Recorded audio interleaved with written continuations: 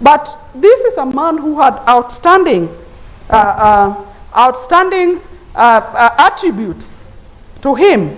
Madam Speaker, this is a man whom, if you are going after him in a battle, he would turn to any animal and escape all the enemies that were coming for him. And Madam Speaker, what is more outstanding than that? My ear would not fail to go into this list.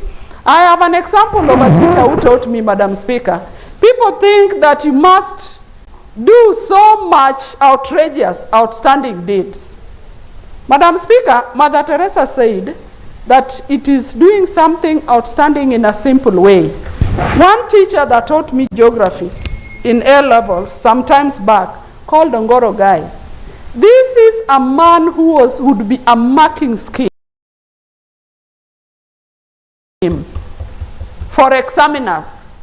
When teachers exams had been given, all regional exam of geography, and Ongoro Guy, the late, may his soul rest in peace, would sit and set the marking scheme off head.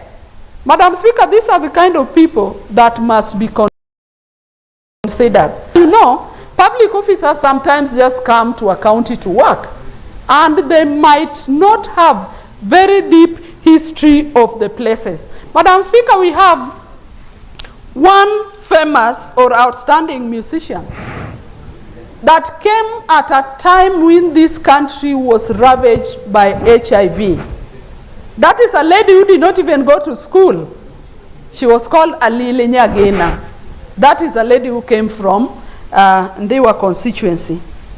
And she led a campaign through her songs, which was celebrated everywhere, that helped to really alleviate and was really ahead in public education against HIV in my community and the Luo community as a whole.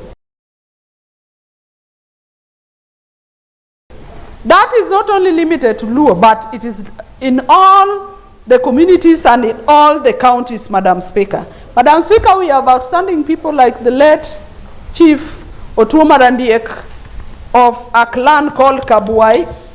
Those are people who would rightly get into the books that would be captured by this bill. Support this because it's going to help us to preserve and protect our cultures, which reflects on our identity of a people, and which we really must be very proud of, Madam Speaker. Madam Speaker, I support this bill, and as I take a step back, I would only like the mover to relook at the selection committee in terms of its constitution, the constitution of the selection committee, which must not only cover or majorly consist of public officers and must not be elitist, as I say, but Madam Speaker, this is something we should have done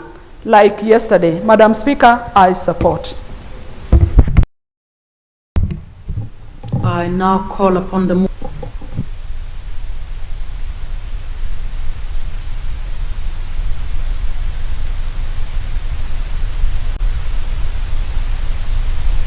kuregesha majibu ya mswada wangu huu wa kumbi ya umaarufu, na ni wazi ya kwamba ukumbi wa umaarufu ni wazo ambalo muda wake umefika. Niwashukuru maseneta wenzangu wote wakiongozwa na kiongozi wa wengi kwa kuchangia katika mswada huu na kunipa fursa, Bispika, ya kuweza kwenda kutia nyama yale mapendekezo ambayo niliyasoma jana hapa. Kwa hakika, Bispika, nimekuwa nafuatilia kwa makini changizo za maseneta wenzangu, na nakubaliana nao ya kwamba tuupatilize udongo ungali maji, kwa sababu tutakapowaachia baadhi ya watu kidogo tu ambao tayari ni maafisa wa serikali kuweza kuwa katika ile kamati ya uteuzi, kutaenda kuwa na sintofahamu, na kama alivyochangia Seneta Biogola ya kwamba tunapowaachia tu wafanyikazi wa gatuzi ama gavana, kutakuwa na kule kupendeleana kisiasa, na pia kwamba sio wote wanaofanya kazi katika gatuzi zetu wako na ile historia ya pale mahali ambapo wanafanya kazi. Kwa hivyo nimelinukuu hilo na nitahakikisha kwamba nimelifanyia kazi. Speaker, pia niweze kumshukuru Seneta wa Nandi kwa changizo kichwa ya marehemu Koitalel Arap Samoei pale lilipo, na tutahakikisha wakati tunaweza kuupitisha mswada kama huu, tunakwenda kuchukua kama taifa mabaki yale ya shujaa wetu na yaweze kupatikana katika kumbi hiyo ambayo itakuwa maeneo ya Nandi.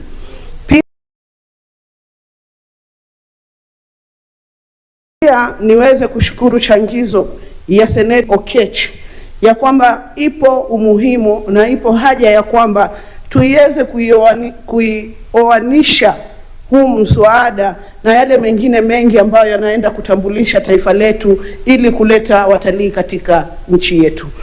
Speaker, kama tulivyoweza kuzungumza ya kwamba kando na kuwa tunaenda kuhifadhi ama kuwa mashujaa wetu katika kumbi hizi, pia tutaweza kuwatoa kulingana na vile ambavyo watajibeba baada ya kuwekwa na kusherekewa katika kumbi hizi. Hii ni kumaanisha ya kwamba wewe kuwekwa jina lako ama kuwekwa historia ya jamii yako, kwamba unapobadilisha mwenendo wako hautaweza kuondolewa. Pia niweze kudokeza wale ambao hawakuweza kuwa hapa ya kwamba kulikuwa na pendekezo kutoka kwa Seneta Ososi kutoka kule Vihiga ya kwamba tuweze pia kuwatambua kando na watu maarufu.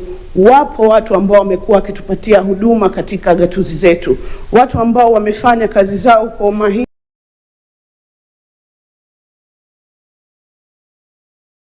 na ushujaa wa hali ya juu. Kwa mfano nitatoa pale Bondeni, shule ya wasichana ya Bondeni, tulikuwa tunauziwa ice cream na bwana mmoja akiitwa Mwa, na mpaka leo miaka 15 20 baada ya sisi kusoma tunaona ya kwamba bwana kama yule yuko. Kwa hivyo basi ukumbi huu hautakuwa tu wa kuwasherehekea wasomi, madaktari, bali utawasherehekea pia wale wakulima wetu ambao wameweza kuendelea kulilisha taifa letu.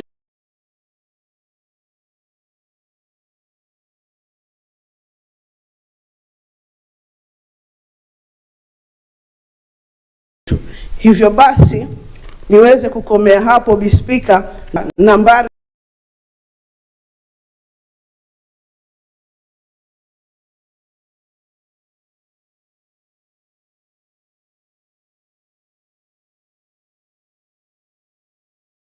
sitini na sita tatu ya Seneti niombe kuhairishwa kwa swali la hoja hii. Asante, Speaker. I wish to defer order number 9 and move on to order number 10.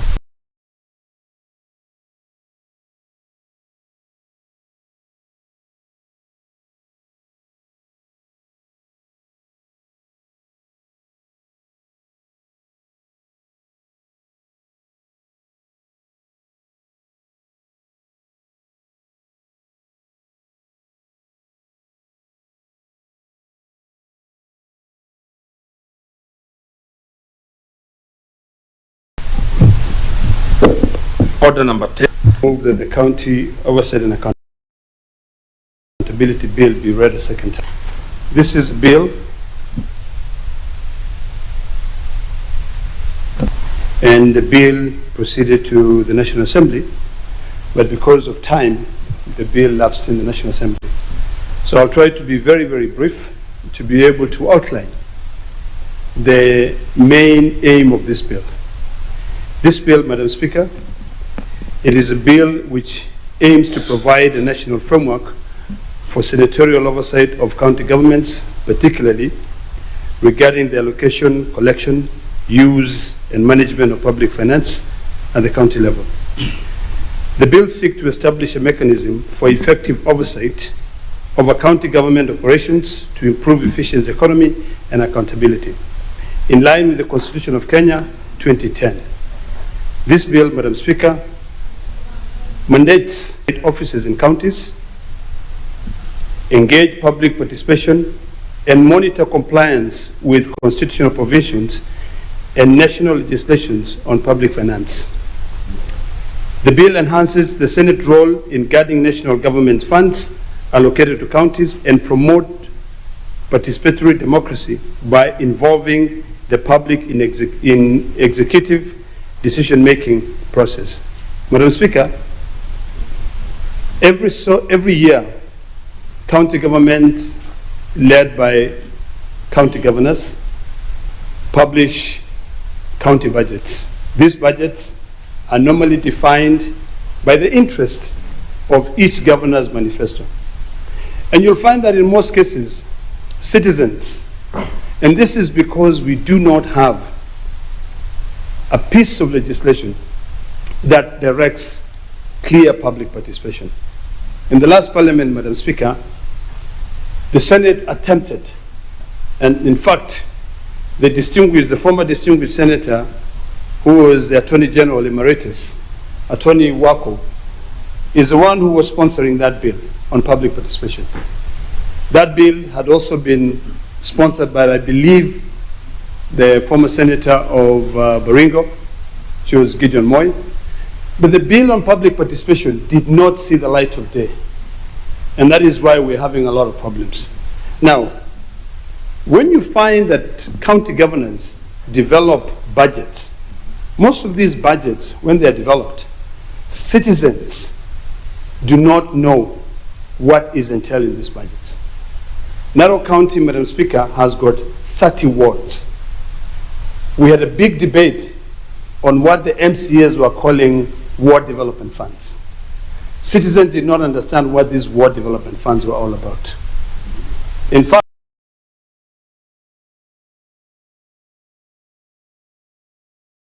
in most cases, people equated them with the CDF fund.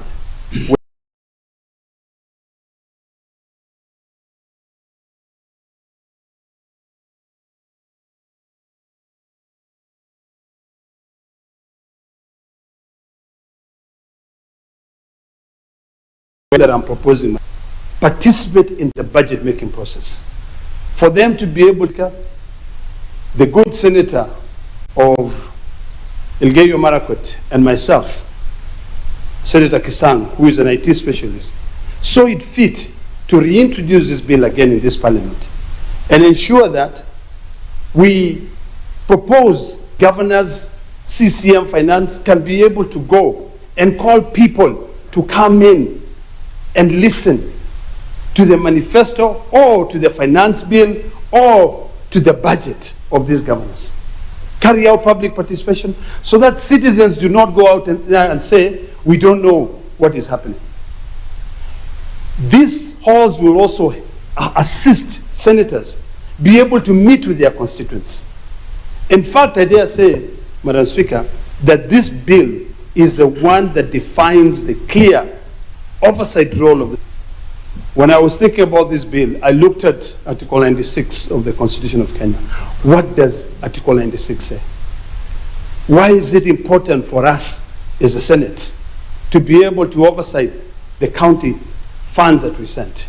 Why is it important, Madam Speaker, for the citizens also to play a role in oversight the counties? And the answer is very simple. It is important so that all of us can be able to develop. Madam Speaker, devolution is something which is very dear to me. This bill strengthens devolution because there will be no single ward or no single citizen who will be able to come and say that my ward was allocated X amount of money, but it was not implemented, because they will be part and parcel of the process of implementing everything that has been budgeted for. One of my biggest pet peeves, Madam Speaker, is called supplementary budgets. Every year, the national government, the county government, they carry out several supplementary budgets. And why do they do that? Because the citizens do not understand the power that the Constitution has given to be able to oversight their county governments. So, Madam Speaker, One of the biggest benefits that this bill will be able to bring to devolution is that it will strengthen not only the oversight bodies, but it will also strengthen devolution. Madam Speaker, we all talk about transparency and accountability of the funds that we send to counties. We spent hours and hours, Madam Speaker, agonizing on the revenue formula, talking about the division of revenue, and fighting with the national government so that we can send more money to our counties. Today, Madam Speaker, there's a huge debate on the GEP, is it the e-procurement system, which is being proposed by the national government. A bid encroaching into the territory of the county governments, which are semi-autonomous, as per Article 176 of the Constitution, Article 179, and I believe Article 6 of the Constitution, which sets up county governments as semi-autonomous from national government. This bill, Madam Speaker, will also put up a clear framework on which governors can be able to use, even when it comes to procurement, because the citizens will be part and parcel of the whole process. Madam Speaker, in summary, because I can see time is running and I'd like to invite my colleague to be able to second this bill. The main purpose of this bill is to reinforce the Senate oversight powers over county governments, support effective devolution by enhancing financial accountability and promoting participatory governance that benefit both county administration and the nation as a whole through improved service delivery and public trust. Today, there is no transparency in budget-making process in the counties. Zero transparency, Madam Speaker, I dare say. With this bill, when this bill becomes law, each and every of the 47 counties will be now required to set up public participation halls. Madam Speaker, we have a lot of cases in our courts today where people go and argue that there was no public participation. There'll be no room for that anymore because there'll be a hall similar to this. When I grew up, Madam Speaker, I lived in the States. And my town of Concord, Massachusetts, whenever there was a matter that needed to be discussed by the mayor of that town, it would be brought to the town hall. People will go there, they will vote on it, they will discuss, and then the policymakers will now be given an opportunity to go and then, put it in the language that the policymakers understand. In the 21st century, in Kenya today, this being the third Senate, and where we are all just arguing about the role of the Senate, I think this bill will clarify all that, Madam Speaker. Madam Speaker, with those few remarks, I beg to move and request the good Senator of Elgeyo Marakwet, Senator Kisang, to second. Senator Kisang.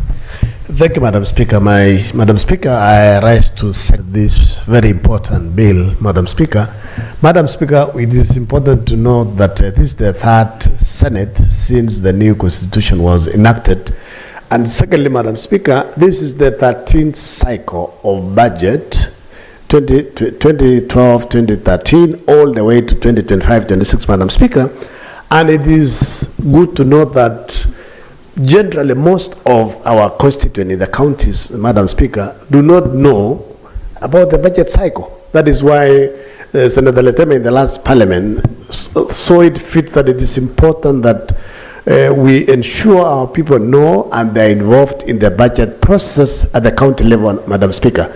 And then how do you involve the people? You need some facility where the people know this is the place that we can meet with the counties. This is the place we can meet even with the senators when we have our engagements with them, Madam Speaker, on oversight.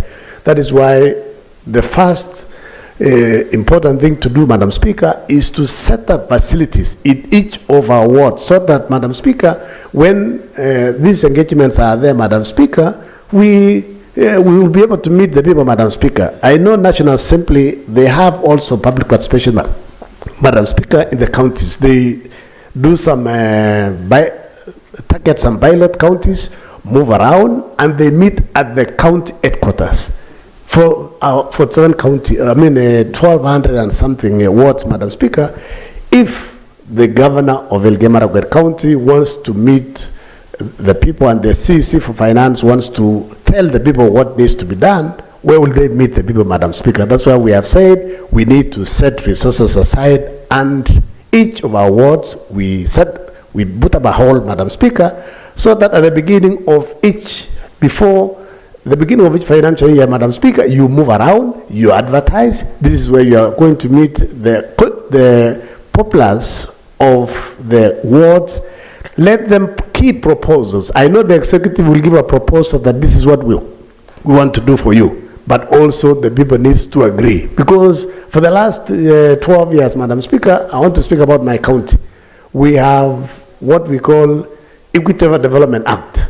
And this particular act, Madam Speaker, has done great things for the people. But at the same time, Madam Speaker, there are many things that we have missed because we have done small projects. If we involve the people and tell the people, we guide that in this particular award, Madam Speaker, we want to put up a facility like an health center worth, say, 30 or 40 million, Madam Speaker. You engage the people and discuss with the people. I believe they will agree with the executive. But where do you meet the people? You need somewhere where it is gazetted, Madam Speaker, as a facility. Madam Speaker, if you go to part 2 of this particular bill, Madam Speaker, you will see, Madam Speaker, the oversight and public participation programs for this particular bill, Madam Speaker. Madam Speaker, I know in the past we have not been involved, especially in the budget making process at the county level. But we are saying as senators, we need to be involved with the revenues that are sent by the national government using the shareable formula, Madam Speaker. We also have our own source of revenue, Madam Speaker, that are collected at the county level. But you see, during the budget making process, we have not been able to oversight because we don't know when they are doing it. They are never advertised, Madam Speaker. But I'm happy, Madam Speaker, to know that even the little resources that we got recently, and we still get by the Senate has already picked some very important part of this bill, Madam Speaker, where the senators have been able to even appoint and employ 3 people from the counties to assist in oversighting, Madam Speaker.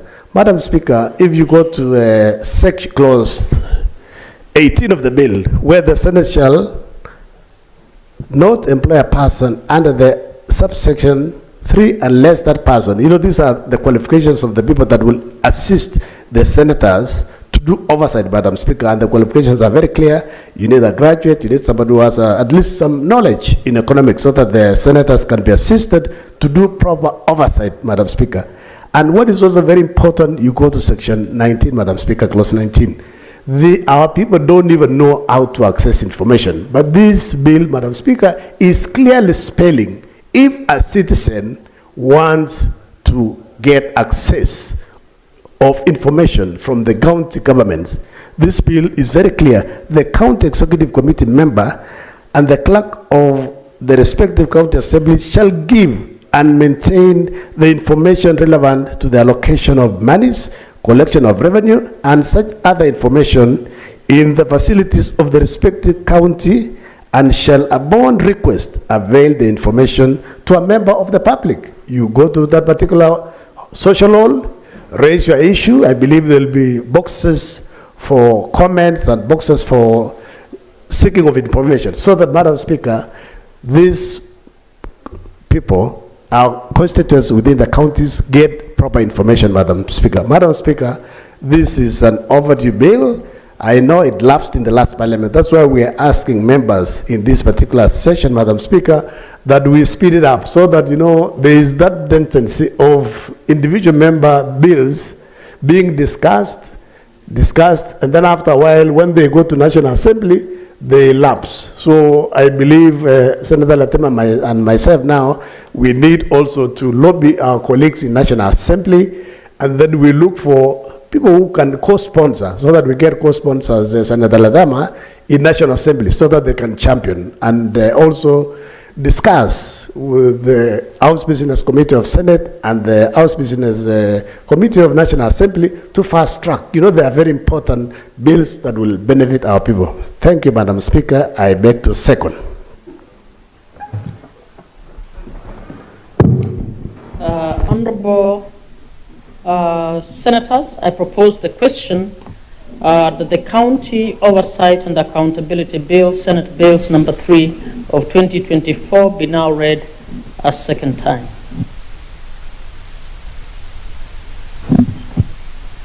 Senator Sifuna.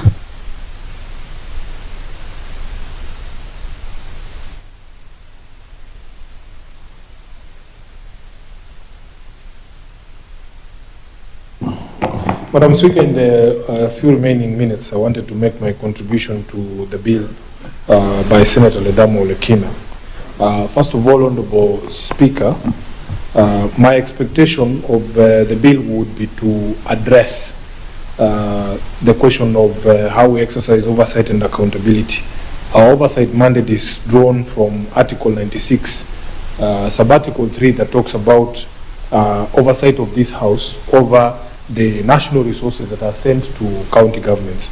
In fact, my expectation, Senator Ledama, was that given recent judicial pronouncements, we would use the opportunity that this bill presents to expand and capture what the courts have said about the mandate of this Senate, that it extends not only to the national revenue that has been sent to the counties under the equitable share, but that it also extends to the own source revenue of county governments. And indeed, we at the Public Accounts Committee, that is chaired very ably by the Senator from Homa Bay, are discussing about the lack of visibility to the Senate of money that goes to our county governments through grants and donor funding.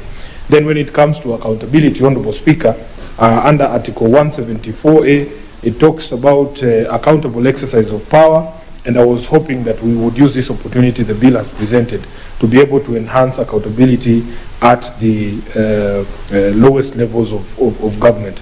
Speaker, you know, we are in Busia, and just yesterday we walked out with, I think it was Senator Wambua, and there were young men who were standing out there. They told us that, in fact, we have not provided sufficient facility for the public to access this. The powers that be around the Busia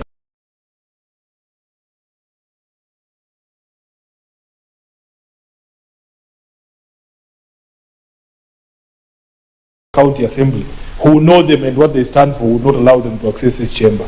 Now, Puna, do you know that Cabro has been put yesterday because you guys were coming here? And that is what the bill that Senator Ledama is proposing is supposed to take care of. That public participation in the development of the country and the identification of priority projects should have been done, and the people should have been involved. The people of Busia think that some of the things that are happening in this town are only happening because the Senate is coming here. Because we are not residents of Busia, we are not permanent residents of Busia. We would want that things be done for them and in their name, because it is the resources of the people of Busia that are being utilized here.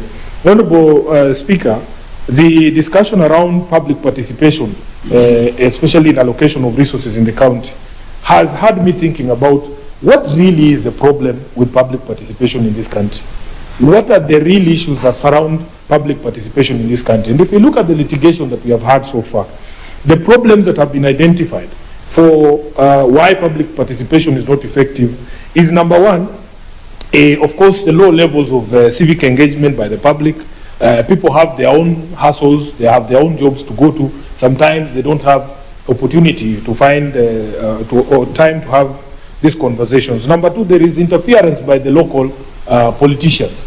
Honorable Speaker, in fact, it has been alleged that when we as a House or even the County Assembly undertakes public participation, we drive the process in such a way that the people who are in that room most likely would want to agree with the people who facilitated them to attend those public participation forums. We have seen even in the impeachment of governors, where the requirement of public participation has been grossly abused. I remember one county, Honorable Speaker, when we were going through the forms there for public participation, and we could see that there were predetermined outcomes that the MCAs were pushing, and even signatures were being forced or forged, Honorable Speaker, to push certain ends. So for me, I am hoping, Senator Ledama, that in the process of enriching this bill, we can actually ask ourselves, what is the biggest problem with public participation? I was asking Senator from Homa Bay here, whether a public participation that happens under a tree is not effective public participation. Whether really the front loading of the venues of the conversation is the best solution or the solution to the actual problem when it comes to the question of public participation. And for me, we would want to tie this thing, the loose ends, by even ring fencing the process from political. Honorable Senators, it's now 6:30 p.m., time to adjourn the Senate. The Senate therefore stands adjourned until 9th October 2025 at 2:30 p.m. Senator Sifuna will have a balance of 15 minutes to contribute to this bill.